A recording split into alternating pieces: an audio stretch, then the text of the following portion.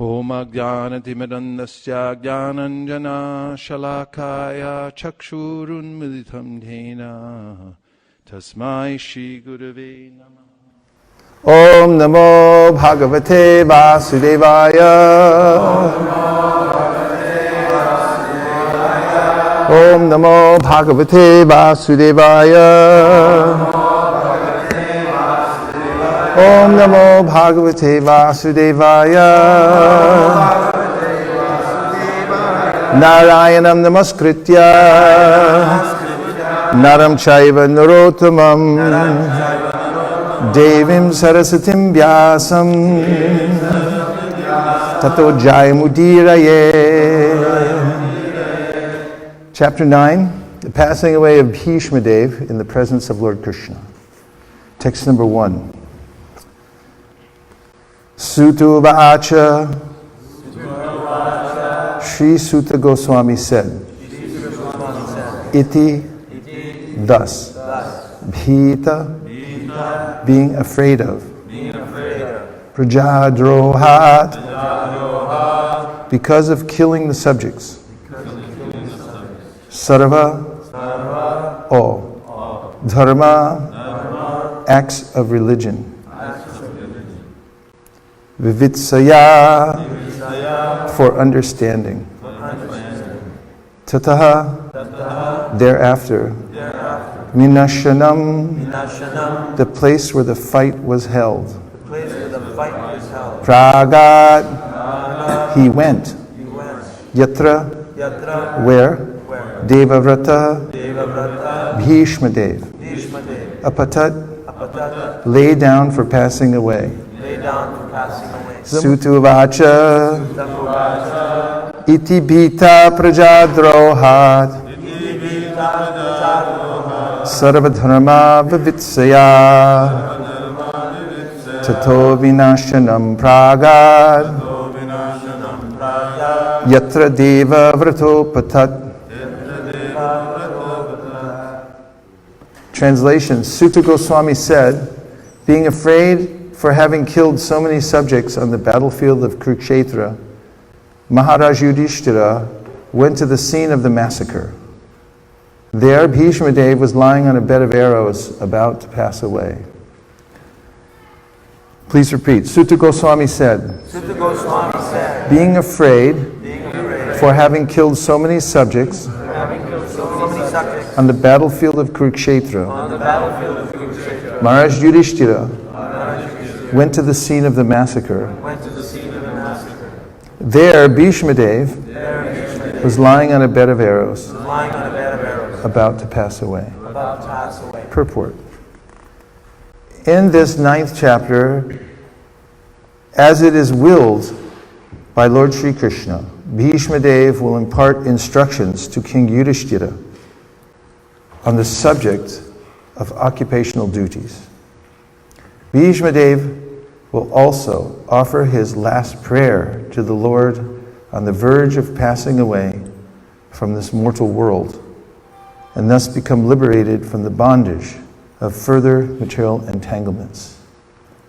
Bhishma Dev was endowed with the power of leaving his material body at will, and his lying down on the bed of arrows was his own choice. This passing away of the great warrior attracted the attention of all the contemporary elites, and all of them assembled there to show their feelings of love and of respect and affection for the great soul. Which feelings? Love, respect, and affection. Suta-vacha iti bhita prajadrohat sarvadharma vivitsaya tato vinashanam pragad yatra deva vrato patat. Suta-goswami said, being afraid for having killed so many subjects on the battlefield of Kurukshetra, Maharaj Yudhishthira went to the scene of the massacre.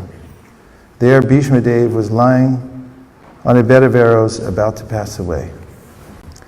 This opens one of the momentous chapters of the Srimad Bhagavatam, in which we hear from Bhishma Dev in a very interesting situation. That is, Bhishma Dev had been on the wrong side of the fight at Kurukshetra.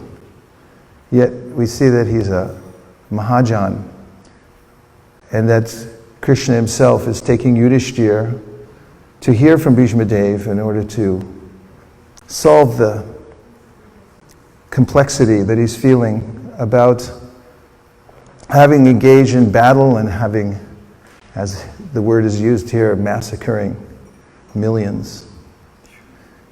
And he's disconsolate in the previous chapter. And what does one do when one's disconsolate? One has to go to an authority to hear, to realign oneself with one's duty. And this opening verse announces that Bhishma Dev will do just that. He will be the one that will help to realign Yudhishthira and everyone else who is engaged in this battle at Kurukshetra. Even though it was the will of Krishna, still there's a residual effect that we see here in which everyone feels devastated by the carnage, by the situation that took place. And this is inevitable. We saw it at the beginning of the Battle of Kurukshetra, when Arjuna, even before entering into this situation, felt morose. In text 130 of the first chapter of the Bhagavad Gita, Arjuna says that I see that I'm going to get the opposite result of what I expected. And that, as Srila Prabhupada mentions when he comments on that verse, is the end result of all material endeavors, material being those endeavors that are taken up by one who is propelled by his own plans and not following the Lord's plan. However, we find, even though Arjuna finally surrendered and entered into the battle, it was Krishna's will, still there's some sense of loss. And Yudhishthira is trying to process that. So this is one of the points that comes out throughout the Bhagavatam, that despite the fact one may be fully engaged in devotional service following the Lord, still there's a mysterious way in which the world works. And I may feel that I'm experiencing reactions to my past misdeeds. This is something that is rectified in the verse 10:14:8. Lord Brahma's prayers, where he says, Tate nukampam susamikshamano bunjana evatma kritam vipakam hridbhagva purvira viradam damaste jiveta yomukti pade sadaya bhak. There Brahma says the quintessential attitude of a devotee is that whatever is happening to me is the mercy of the Lord. And if somebody can process the things that happen to him or her in life, he says, Sadaya Bhak, such a person is eligible to go back to Godhead. Then in the purport, the servants of His Divine Grace, A.C. Bhaktivedanta Swami Prabhupada, point out that from the previous acharyas, especially Vishwanath Chakravarti Thakur, that after a devotee surrenders to the Lord, there's supposed to be no karma, right? Yes or no? Right. Then can you prove it? Sarva dharman parityaja mamekam sharanam vraja aham tvang sarva papebhyo mokshaimash masuchaha. Many verses in the Shastra, aprarabdha param papam kutam bijam palon mukham kramenaiva praliyante vishnu bhakti ratatmanam. Padma Purana says, when you take to the service of the Lord, then your karma is destroyed. Or Yastundra Gopa Matavendra Mahosa Karma Bandhanu Rupa Palabhajana Matanoti Karmani Nirdahati Kintucha Bhakti Bhajam Govindamari Purusham Tamaham Bhajami. Lord Brahma says, from Indra down to the Indra Gopa Germ, everyone's getting the result of their karma. except for one who's engaged in serving Krishna, bhakti bhajan. So how is it that it seems as if I'm still getting the results of my karma? Anyone? Feel like that, I mean? Yeah. Everything's fine, eh? No? All right, 2 people admitted. 3, 4, 5. So in the purport, citing the acharyas, Vishwanath Chakravarti Thakur says that it's true that the devotee's karma is finished by worshiping the Lord. However, within the mind of the devotee, there may be a residual desire to enjoy the material world, residue. And therefore the Lord arranges particular circumstances in the life of such a devotee to rectify those final desires to enjoy the material world. And he goes on to point out that he's extremely expert in doing so. In other words, he can give results that are specifically custom designed for that particular individual to make him or her finally want to give up the material world. And this is called the Lord's mercy. Yasyaham anagrinami harishe tadharam shanai. Krishna says, when I show special mercy, I take away the person's means for enjoying the material world, and ultimately he becomes fully dependent upon me. This is the Lord's causeless mercy on the devotee. However, still, even though these kinds of things come about, and one may study the Srimad Bhagavatam and understand that it may seem extreme at the time. Possible? Yeah. 3 people. I mean, Yudhishthira is the emblem of all religious principles. But still, look at the reversals. Narada Muni is even commenting later on that you, the Pandavas, Yudhishthira, you're the most religious. Actually, Krishna lives in your house. But look at all these reversals that are coming to you. I mean, no one had more reversals of fortune than the Pandavas. Yet, Krishna is very dear to you, so how is this going on? It's not a rhetorical question I'm asking you. Maybe Krishna's not nice. Maybe what? I said maybe Krishna's not nice. Maybe Krishna's not nice? That's not an option. There's actually, ultimately, Krishna's the perfect moral agent. He's Suhrit, or the best friend, and not only does he have one's best interest in mind, but he can do something about it. If God was all powerful, but not all merciful, we'd all be in big trouble. I mean, some people have that idea that God's vindictive. However, the nature of Krishna is described. I mean, Krishna himself describes how he gives full opportunity for every living entity to have the highest benefit of life. Samoham sarva bhuteshu nami dveshosti napriyaha. He's very careful not to intervene in the life of the devotee, even when that devotee has a relationship with the material world. He does, however, try to intervene by giving perfect knowledge, so that one who's ensconced in Maya can come out. Because as Chaitanya Mahaprabhu said, it's not automatic that people come out of ignorance. Maya mugda jivara nahi swata Krishna gyan, jivara kripaya kol. Krishna Veda Puran. Chaitanya Mahaprabhu told Sanatana Goswami that Srila Veda Vyas had an intention to intervene through giving transcendental knowledge. Anartho pasanam sakshat bhakti yoga manhoksaje lokasya janato vidvams chakre satvata samhitam. Especially through giving Srimad Bhagavatam, so that living entities could understand their existential situation, take transcendental knowledge in a process, and come out of that. But it's not swata, it's not automatic that one can do that. So Krishna gives, he's completely equal to all living entities, and he doesn't intervene in their free will because he wants them to make a choice themselves to surrender unto him.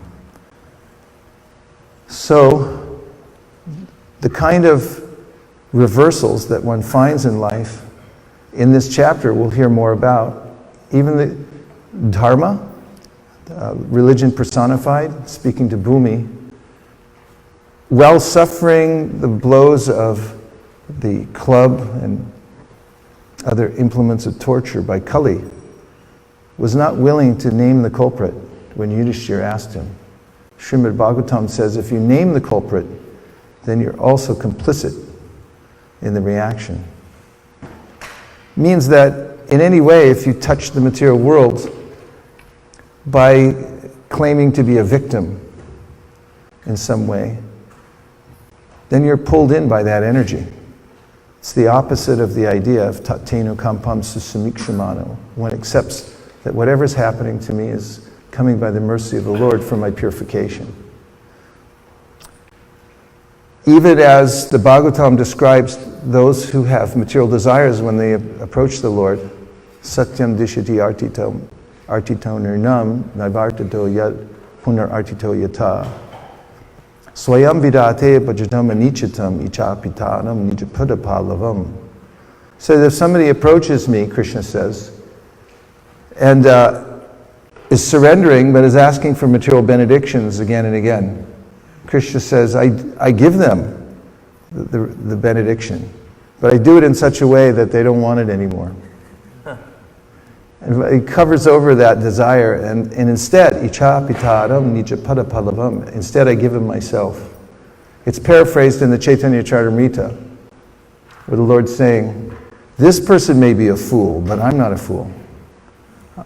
He's approached me and he can drink nectar, but instead he's asking, can I drink the poison? So Krishna said, I'm not going to give him that. The devotees, he gives special consideration to help them once they surrender to him, and therefore he gives a kind of punishment. It looks like a punishment, but it actually is a rectification so that one can come to the ultimate point of pure devotional service. So I'm mentioning this because it's in the context of this chapter that Bhishma Dev will be discussing these points and remarking about how the entire material cosmos is very difficult to understand. It's ruled by the time factor. Do you feel like that? Do you feel ruled by the time factor? Definitely. If you don't now, you will later. And there's a very simple aspect to bhakti, which is to not try to figure it all out, but to surrender to Krishna and understand that it's His will. These points of teaching from Bhishma Dev and others bring us to this resignation that it's the will of Krishna, and therefore, whatever happens, I accept as the mercy of the Lord. And I take it for my own purification. If one, Prabhupada says, writes in a purport, can take punishment as the reward of the master. Punishment as a reward? Are you all listening? Punishment as a reward of the master? Then one can take the lesson from that. It's very valuable. That's how one can actually come to a stage of perfect devotional service. A story in the 7th canto of the Srimad Bhagavatam. Lord Shiva is asked to fight against the demons. Demigods and demons are always fighting, so the demons have gained the upper hand. Lord Shiva comes in as Tripurari, one of his names because he fought against Tripurasura. Also, the demons had created 3 aerial cities by the grace of Mayadanava. And Lord Shiva had valiantly used his bow to put down the demons who had become very powerful in these 3 aerial mansions. But then Mayadanava made a pool of nectar, Mrityu Sanjivani. You can still buy this in South India. That's what they told me anyway. And every time a demon was killed, he would dip them in this nectar and they would come back to life, stronger than before. So now the demigods were in big trouble. So they prayed to Lord Vishnu. And he went there to those cities in the form of a cow, and Lord Brahma accompanied him in the form of a calf. This is coming to a good point, you'll see. And they walked into the assembly of demons and they drank the nectar. And Mayadhanava and all the demons were watching them drink the nectar, and they were thinking like, this is amazing. They've intervened, they're taking away our power, but we can't stop them. The energy of the Lord was so powerful, they couldn't even approach him. Calf and cow drinking the nectar out of the pool. So Mayadhanava said that what has been destined for oneself or others, or for both oneself and others, cannot be undone anywhere or by anyone, whether one be a demigod, a human being, or anyone else. It's a point at which one can see that destiny of the Lord is so powerful. In another section of the Bhagavatam, one learns how to actually deal with providential events. Anyone had these in their life? Something providential comes about? Like a reversal of fortune? Yeah. 1, 2, 3, 4, 5, 6. And so this is in the section of Prithu Maharaj, when he's performing his 100th horse sacrifice, which is kind of like the competition of the sales of Saptarishis. No one wants to be outdone. And Indra's the only one who had sold 100 Saptarishis, had done 100 horse sacrifices. So Prithu Maharaj was about to perform his 100th horse sacrifice. And Indra intervened in the sacrifice. How did he do it? Somebody tell me. By becoming a sannyasi? He became a fake sannyasi. He pretended he was a sannyasi because sannyasi can walk in anywhere and everyone will respect and they won't touch him. So he put on the dress of a sannyasi and he walked into the assembly and he stole the horse for the sacrifice. And he was getting away. And the son of Prithu went after him and then noticed, oh, it's a sannyasi, I can't do anything. But then they noticed, they brought another horse and Indra came as another kind of sannyasi. He did it 4 times. The 4th time, Prithu Maharaj became so angry, he wanted to kill him. And so the sages that were there performing the yajna, they said, you can't kill him, he's Indra. What? No, hold on. He said, you can't kill him because he's Indra. We'll kill him for you. So they started to perform a yajna that would draw Indra into the fire, the sacrificial fire. Then Brahma came. And Brahma gave advice to Prithu Maharaj. And he said, when something providential comes into your life that you can't change, he said, don't try to change it. Because if you do, then you'll enter deeply into the whirlpool of anxiety by trying to overcome it. And Prabhupada writes a very soothing purport. In it, he starts off by saying, we notice that even the most religious of people, upright, pious, undergo providential reverses in their lives. As to what to do about them. He said, you should take Krishna's advice from the Bhagavad Gita. You have to learn to tolerate such things. Because if you try to counteract them, then it makes it worse. So those are just a few, just a little framework, food for thought, from which we'll take some reflections and questions to expand the conversation. Yes, Prabhu. Now, we have an extra microphone. It's on a long string, so be careful of strangulation from this, or whiplash. But it is important to be able to hear what the sages are saying here this morning. Here he is. Let's see if he can make it. There is a new invention, by the way, called cordless microphones. We may have to look into that.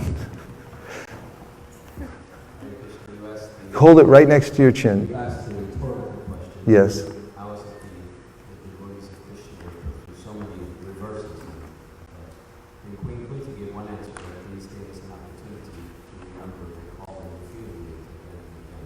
Yeah, so if you're in the mood of Queen Kunti, Vipara Santuta Sasvat Tatra Tatra Jagagoro Darshan Bhavato Darshanam Yatsyad Apunar Bhavadarshanam. She said, thank you, that let these calamities come again and again. Does anybody pray like that this morning? Did you do?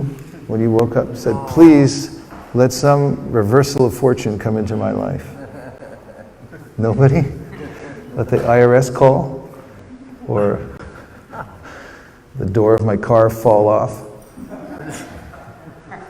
Actually, but this is there's in Ayurvedic cooking, when you take the bitter vegetables, it's very healthy.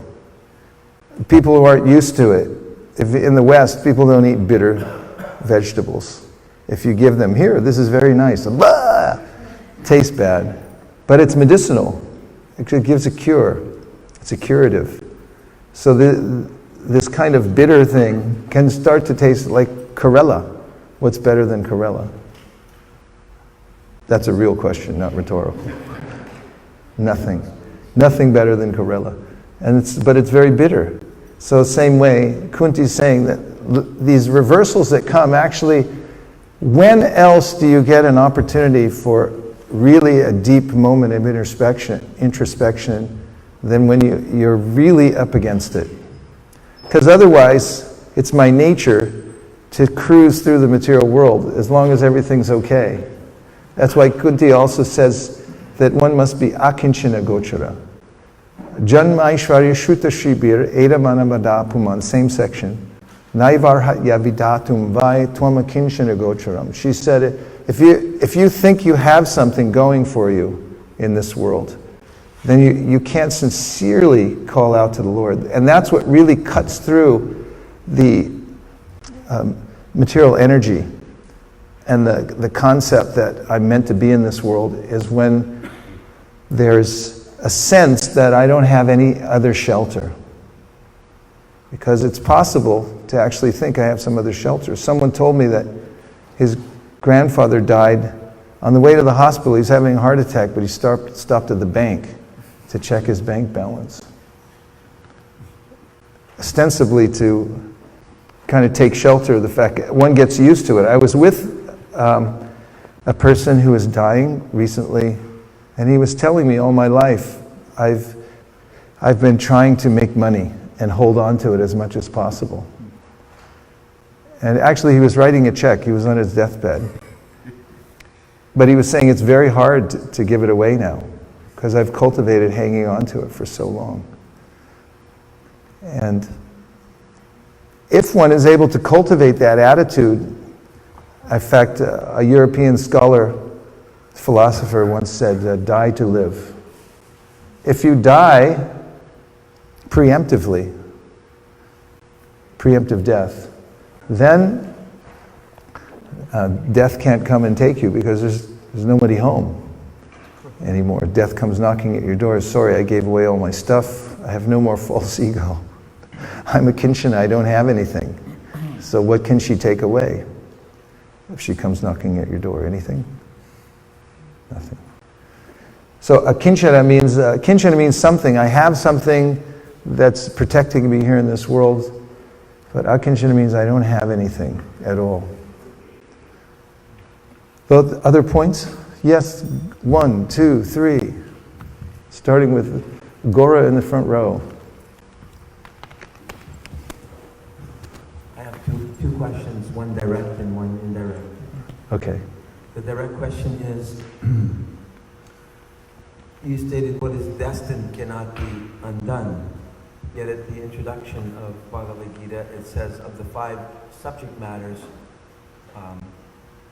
karma is the only one that can be changed. So it sounds like a contradiction. The verse I quoted from my Devo Suro Naronyova Neshvaro Stiha Kashchana Atmanyeva Nyasyava Dishtam Daivena Pahitum Dvayo, means if it's destined by the Lord, if it's His will that it's going to happen, then that it'll happen no matter what. So The problem is that I have limited perspective about what's good for me. I was with a couple of devotees who just bought a piece of property in North Carolina. And they were showing me that there's a waterway there. It has a river and a big lake on their property. And there's a beaver. Everybody know what a beaver is? Yeah. I gave class to the Japanese the other day. They weren't sure at first. A beaver. And beavers build dams. That's a fact.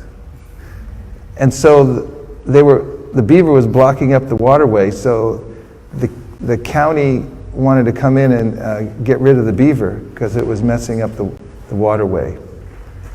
But they had to get the permission of the landholders, who are these two devotees. I'm going somewhere with this. And so they went there, and the devotee said, no, you can't touch the beaver. You can't help him, hurt him. Because they wanted to take him away. Who knows what? Put him in a zoo or something, at best. So then she was saying, was one of the devotees, that when they'd go to see the beaver would run away. Because they'd see these two devotees and he'd run. He didn't know, actually, that they were his benefactor. He saved him from sure death from the government. And in a similar way, I'm always thinking that, whatever comes into my life, that somebody's after me. But for the devotees, Krishna is actually making arrangements. It's different. It's not karmic. It's actually the Lord's arrangement so that we can become purified. So Prabhupada says in the Navaijano Jatu Katanchadam Brajed Mukunda Sevan Yavadangar Samsritim. You know that verse? This is from Narada Muni in the 5th chapter of the Bhagavatam. He says, the devotees don't undergo material existence like others. Because once they've surrendered to Krishna and they've tasted the nectar of surrender to Krishna, even though they have a tendency to fall down again, back into the material nature, says Narada, Navaijano Jatu Katanchanam Vrijan Mukunda Sevan Yavarangar Samsritim. They fall back into samsrit. He said that, but still, it's not the same as a materialistic person because they remember again and again the bhava of surrender to Krishna. Actually, Vishwanath Chakravarti Thakur says they're haunted by the ghost of bhava. They have some taste, so now they go back to the material life, but they're haunted by that. And then Prabhupada said an orphan and a rich kid who runs away from home are not the same.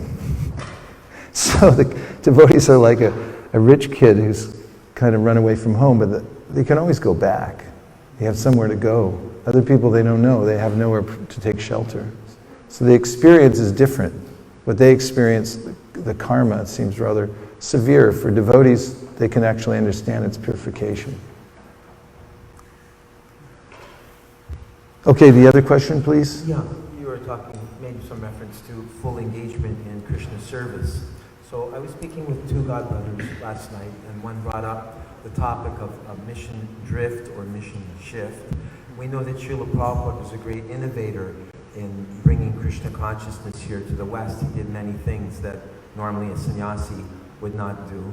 So the question is, how can you discern between when an innovation becomes a deviation? And a specific example was given of, we know that when Prabhupada talked about combining yoga with bhakti yoga, he said, yes, we can teach yoga. You sit up straight, you sit on a mat, and you have japa beads and you chant Hare Krishna.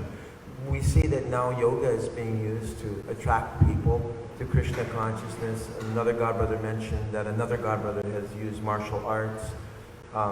So there seems to be some controversy on this topic. I'm wondering if you could shed some light. It's a good question for the context of the Bhagavatam right now, because actually Yudhishthir, as we already mentioned, is in a quandary. Should I have done this war? And now he's going to Bhishma for clarification. So Prabhupada, when asked that question about knowing the difference between details and principles, said you have to have a little intelligence. And the best place to get intelligence, of course, is from Guru, Sadhu, and Shastra. And also, it's very helpful to have live mentors in the world who are rather successful in devotional service. That is, they've obviously dedicated themselves to the process. They have some training, previous training that connects to the parampara. And they're thoughtful people. And if you triangulate and make your decisions based on getting good advice from people who are well situated in devotional service and who are in good standing and have some training, then that's the best way to have ongoing intelligence, how to make these kinds of decisions. Okay, who had the next question? Yes. And then Sankirtan Dasi. This is a harrowing experience, bringing the cord through the crowd. Oh, I'm sorry, go ahead, Maharaj. Hare Krishna. Just a comment. You mentioned that letting go before you die. About the Church Swami wrote a book before you die. Die before you die. Die before you die. Yeah, he wrote a book. Okay. So if you need a handbook for how to do that, there's one available. Die before you die. I mean, you can try it. See if it works out. Because the material world definitely doesn't work out. Hanging on to, thank you. This is almost like a sport. Hanging on to the false ego. And, you know, it's obviously a ludicrous exercise to try to hang on to the material body and all the material possessions and everything like that. Better to be a preemptive giver. And Krishna says in the Bhagavad Gita, start with whatever you can give away. Yat koroshi rashnashiyaj johosi dadasi yat tapasyasi konteyat tat kurushvamanarpanam. He said, start somewhere. Start giving whatever you can. If you have some little things, some burnt firewood that you're attached to, you know, give it away. See what happens. Give it to a good cause. And see if that doesn't open your heart a little bit. And if you get in that flow that I'm giving, you notice that actually, if I just give everything to Krishna, then I'll just be completely happy. And then there's no problem at all. I was wondering how prayer fits into this. How what? Prayer, yes. This idea, you know, your destiny. Because in one sense, you know, often you're praying to change some situation or improve some situation. Even there's sort of prayers for baby Krishna and protect him from this, protect from that. And the purport probably recommends for us to say those prayers. He says it gives the most protection from the greatest dangers. So is it just a matter of how you pray? No, it's very important. Because, first of all, as the great Saint Radhika Raman Prabhu points out in one of his excellent lectures about how prayer is so important. He said as a kid, he always wondered when they were reading the Bhagavatam, that's how he learned to read together, why there are so many prayers. The storyline kept getting interrupted by numerous prayers of the devotees, like, not again! You know? But actually, as he points out, that it expresses the relationship the devotees have. Like some of the best prayers, the Nagapatnis, and these prayers are just delectable for somebody who's trying to surrender, and you see how to surrender and offer prayers. They're very powerful. So it expresses one's intention to Krishna. That's the most important aspect also. Bali Maharaj, when he was approached by Vamana, in his heart he had the intention to surrender. And the circumstances didn't allow it.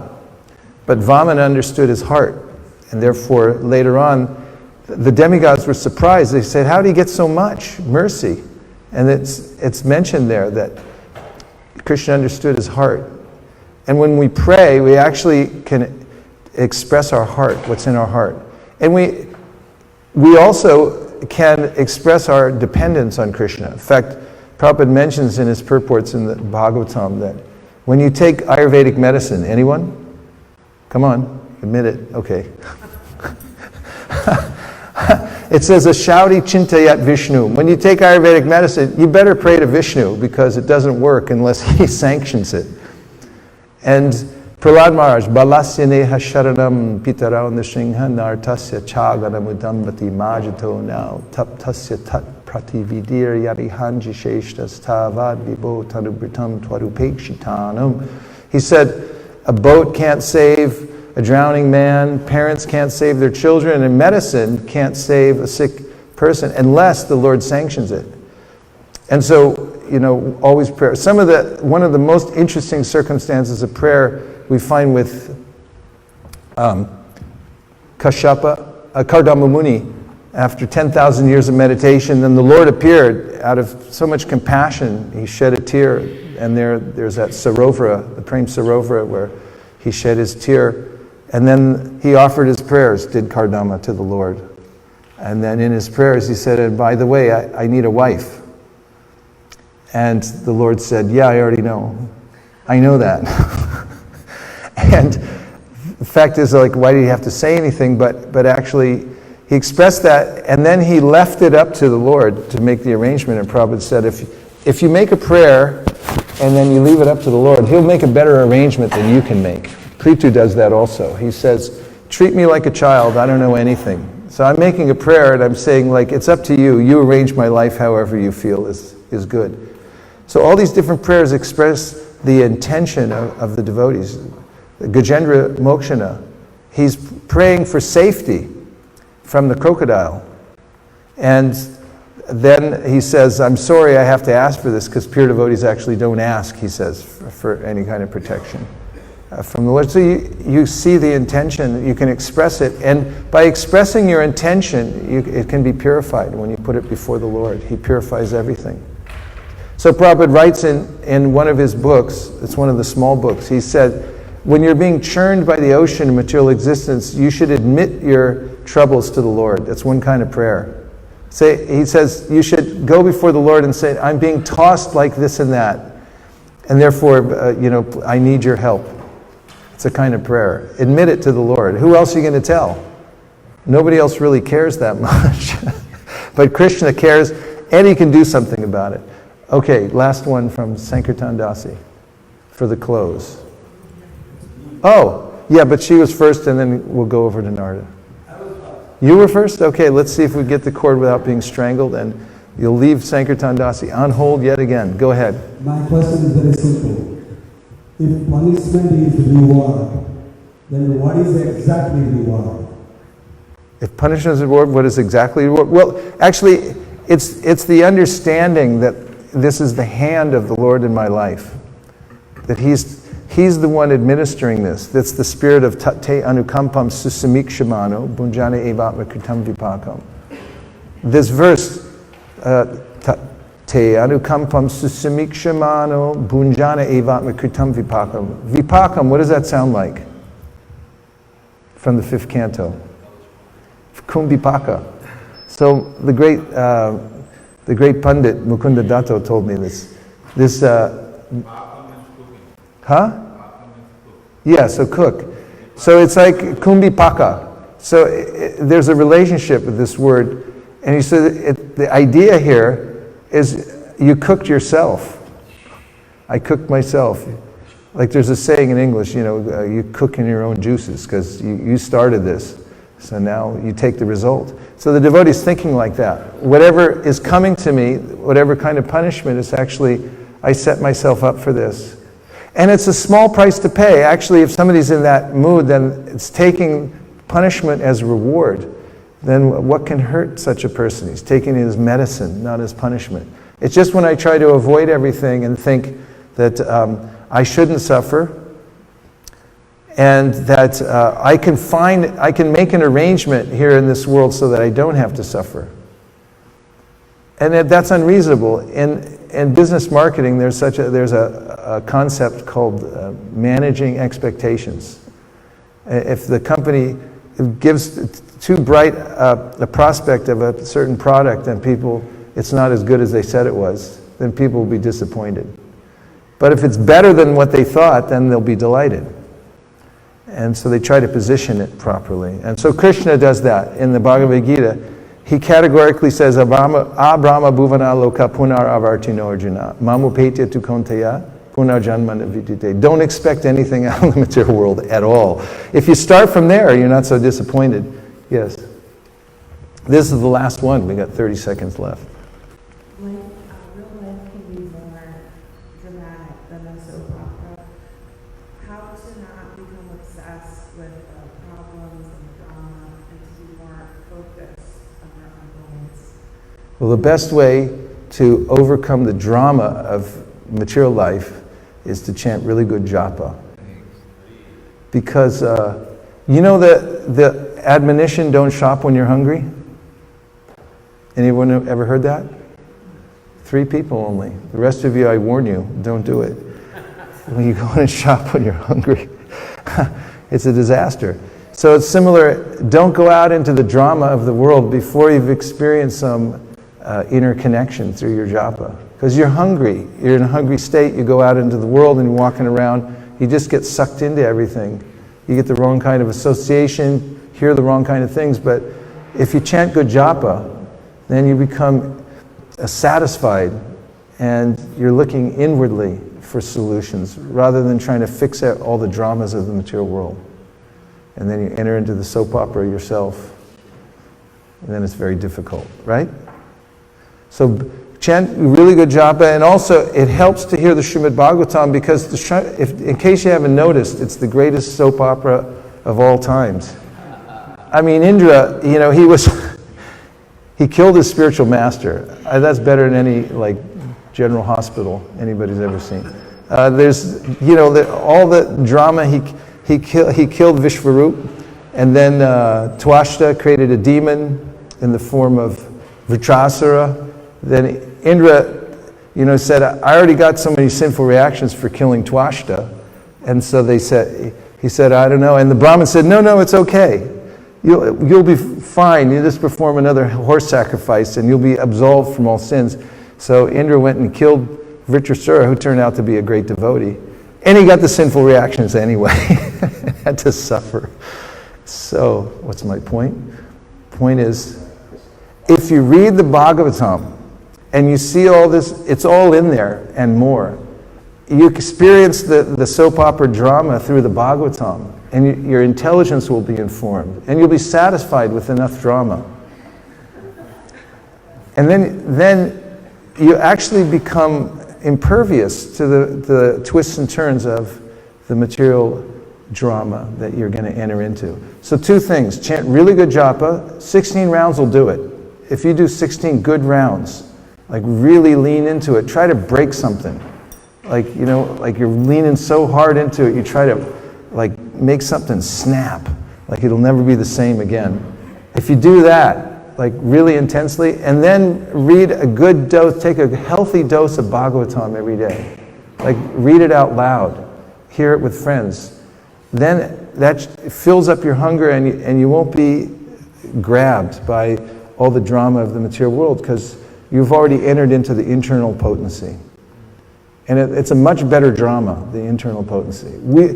Drama we must be involved in, whether it's in the material world or the spiritual world, because we can't do without it. Krishna says, Nahi kaschit shanamapi jatu tishchatya karma, krit karyate havasha karma, sarva prakriti jargunai. One way or another, you're going to be into the drama. So better to get sucked into the drama in the spiritual world. And that means even in the Sankirtan movement, it's better to be embroiled in all the problems of managing the movement. And if you're at all inclined towards management and you would like more problems in your life, we invite you to step up, all young people, and take a huge burden on your head by trying to manage the problems that are inevitable. And if you do that, you're actually getting purified by taking on drama in your life. That's the benediction of the Sankirtan movement that Narottam Das Thakur says, if you dive into the ocean of the Sankirtan movement and absorb yourself there, you'll come out on the ocean of Radha Krishna's pastimes. It's a useless waste of time to get involved in materialistic drama because nothing good ever comes of it and doesn't solve any problems. But if you get involved in the drama of helping to spread the Sankirtan movement and having to deal with all the problems therein, then you get great benefit. Krishna notices you. So do take on drama, but make sure it's aligned properly. You'll feel a lot of distress, but it's purifying at least. At least that's my realization. Hare Krishna. Thank you very, very much. All glories to the Sankirtan movement. Shri Rath Yatra, Jagannath Baladev, Subhadraji Ki Jai. Gaur Premanande.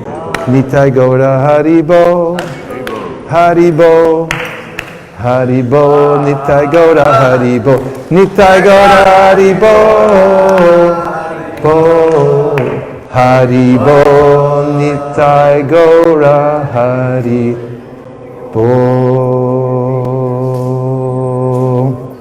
Vanchakalpaduruscha kripasinabhevacha patitanam pavanibhyo vaishnavibhyo namo namaha nantakodi vaishnavi ki jai. Nachari Armarman, Nachari Armarman, Nachari Armarman, hey, Nachari Armarman, Nachari Armarman, Nachari Armarman, Nachari Armarman.